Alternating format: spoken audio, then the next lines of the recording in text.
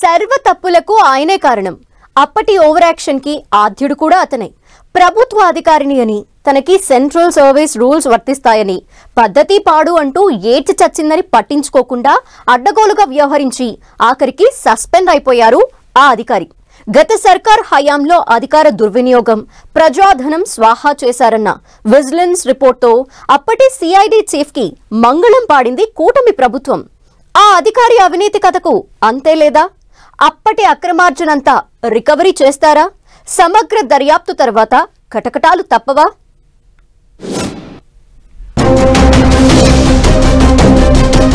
CID మాజీ chief Sanjay అక్రమాల చిట్టాకు అడ్డే లేదు.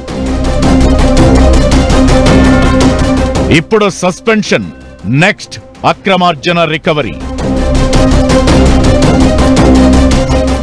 నిధుల దుర్వినియోగంపై విజిలెన్స్ రిపోర్ట్తో యాక్ట్. ప్రభుత్వాలు మారుతూ ఉంటాయి, అధికారులే పర్మనెంట్. ఈ విషయాన్ని మరిచిపోయిన కొందరు అధికారులు గత 5 ఏళ్లలో ఉన్న ప్రభుత్వమే పర్మనెంట్ అనుకున్నారు. అందుకే అప్పటి ప్రభుత్వ పెద్దలు ఏం చెబితే అది చేసేశారట. అడ్డగోలు నిర్ణయాలు, అధికార దుర్వినియోగం, నిధుల స్వాహా చేస్తూ రాజ్యమేలారు. సరిగ్గా 6 నెలల కింద ప్రభుత్వం మారింది. అప్పటి అరాచకం ఫైల్స్ ఒక్కొక్కటి బయటకి రావడం స్టార్ట్ అయింది. అందులో మెయిన్ టాపిక్ మాజీ సిఐడి చీఫ్ సంజయ్దే.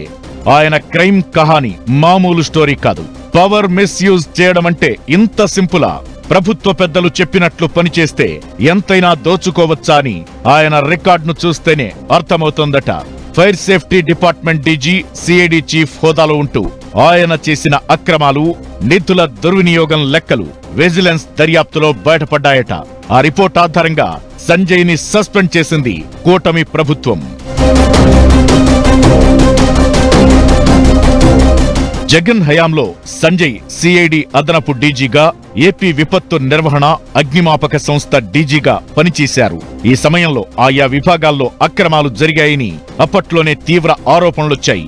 అగ్ని ఎన్ఓసి టెండర్ల ప్రక్రియలో అక్రమాలతో పాటు నిబంధనల అమలులో అవకతవకలు జరిగినట్లు విజిలెన్స్ గుర్తించిందట.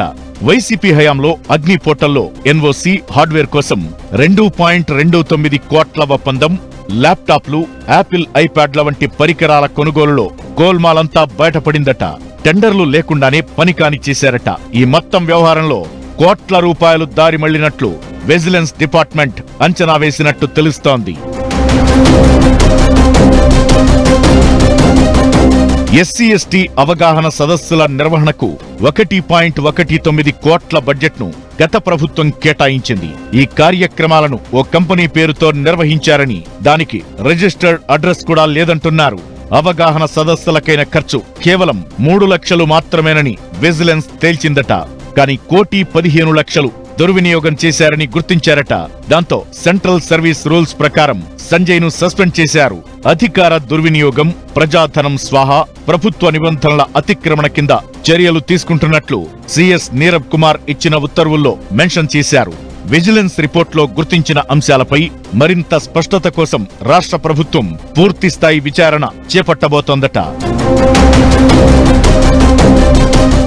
స్కిల్ స్కామ్ కేసులో అప్పటి ప్రతిపక్ష నేత, ఇప్పటి సీఎం చంద్రబాబును అరెస్ట్ చేయడంలో అప్పుడు సిఐడి చీఫ్ గా ఉన్న సంజయ్ అత్యుత్సాహం చూపించారు. ప్రభుత్వ అధికారినన్న విషయం మరిచిపోయి రూల్స్ కు విరుద్ధంగా ప్రెస్ మీట్లు పెట్టడంతో పాటు సాక్ష్యాలు లేకుండా విచారణకు రమ్మని నోటీసులు కూడా ఇవ్వకుండా అరెస్టు చేయడం దుమారం లేపింది. చంద్రబాబు అరెస్టు సమయంలో ప్రొసీజర్ ఫాలో కాలేదని అప్పట్లోనే టీడీపీ ఆగ్రహం వ్యక్తం చేసింది. అయితే కూటమి ప్రభుత్వం అధికారంలోకొచ్చాక సంజయ్ ట్రాక్ రికార్డు తీస్తే స్టోరీ అంతా బయటపడిందట. గత సర్కార్ హయాంలో అప్పటి ప్రభుత్వ పెద్దలు చెప్పినట్లు చేసుకుంటూ పోతూ నిధులు స్వాహా చేశారట. ఇదంతా తెలిసినా గత ప్రభుత్వ పెద్దలు పట్టించుకోలేదట. రెచ్చిపోయిన సంజయ్ తన రూటే సెపరేటు అన్నట్లుగా వ్యవహరించేవారట. దాంతో ఇప్పుడు విజిలెన్స్ రిపోర్ట్ ఆధారంగా సస్పెండ్ చేయడంతో పూర్తి డీటెయిల్స్ బయటకు తీసి అక్రమార్జన మొత్తాన్ని రికవరీ చేయాలని భావిస్తోందట ఏపీ సర్కార్. చూడాలి మరి ఈ కేసు ఎంత దూరం వరకు వెళుతుందో.